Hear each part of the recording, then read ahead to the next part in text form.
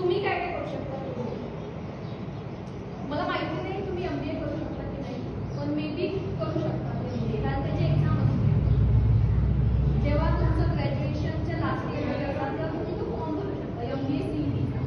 त्याच्यात तुम्ही महाराष्ट्राच्या कोणत्याही कॉलेजमध्ये ॲडमिशन घेऊ शकता, किंवा मग दुसरी मोठी एक्झाम असते ते कोणत्याही इंडियनच्या कॉलेजेसमध्ये ॲडमिशन घ्या.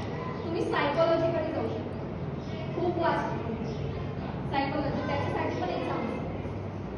त्याच्यानंतर कोणत्या MSW, खूप जास्त ऑपॉर्च्युनिटीज आहे MSW.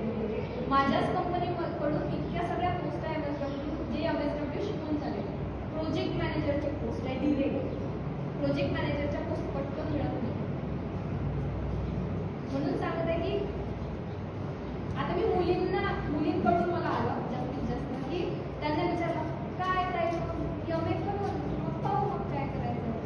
म्हणजे एकच जण नाही, 2-3 जणांनी मला हेच म्हणतात पाहूचं नसते.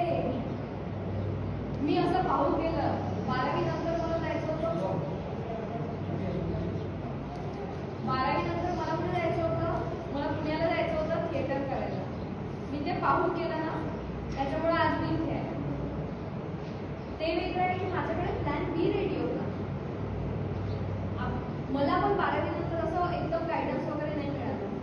त्याच्यामुळे मला इतकं वाटते ना की जे आता आहे तुम्ही सर्च करा की मी BA नंतर अशा कोणत्या फील्ड आहेत की ज्याच्यात मी जाऊ शकते.